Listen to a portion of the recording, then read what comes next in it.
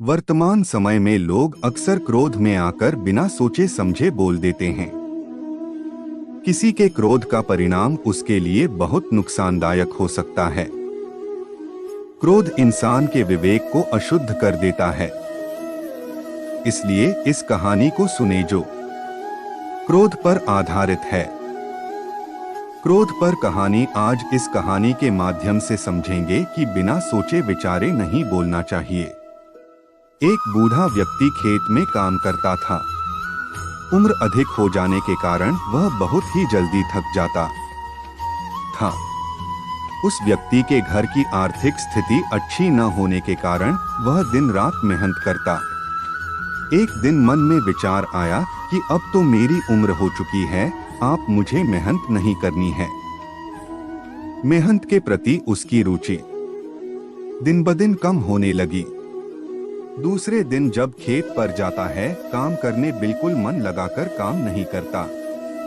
तीसरे दिन खेत पर आता है तो आग बबूला होकर कहता है, अब मैं जीना नहीं चाहता हूँ, इससे अच्छा है कि भगवान मुझे ऊपर बुला दे तो कम से कम मुझे हर रोज मेहनत नहीं करनी पड़ेगी। जैसे ही वह बूढ़ा व्यक्ति भगवान को प्रार्थना करता है कि मुझे नहीं जीना, वैसे ही बिजली कड़कने लगती है और तेज धारदार बारिश होती है। यमराज उसके सामने प्रकट हो जाते हैं। यमराज कहता है, मैं आपको आज लेकर जाऊंगा। बूढ़ा व्यक्ति यमराज का विकराल रूप देखकर घबरा जाता है।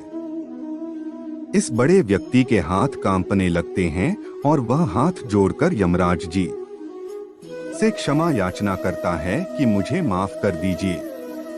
मैं अपना जीवन जीना चाहता हूँ, मैं मरना नहीं चाहता हूँ।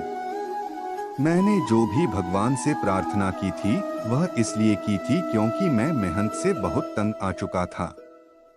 इसलिए मैं गुस्से में आकर मैंने भगवान से गलत प्रार्थना कर ली थी।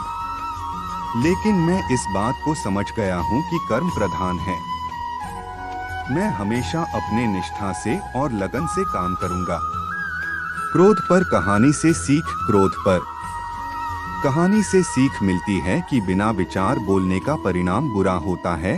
क्रोध या गुस्से का अपने व्यक्तिगत या सामाजिक जीवन पर नकारात्मक प्रभाव होता है, जिससे बहुत से बुरे परिणाम हो सकते हैं। अगर हम अपने भावों को नियंत्रित नहीं करते हैं तो हम बिना सोचे समझे कुछ बोल जाते हैं जो हमें पछताना पड़ता है। इसलिए हमें समय लेना चाहिए और विचार करना चाहिए कि हम क्या बोलना चाहते हैं और क्यों। क्रोध के समय थोड़ा रुक जाएं और गलती के समय थोड़ा झुक जाएं, सारी समस्या हल हो जाएगी।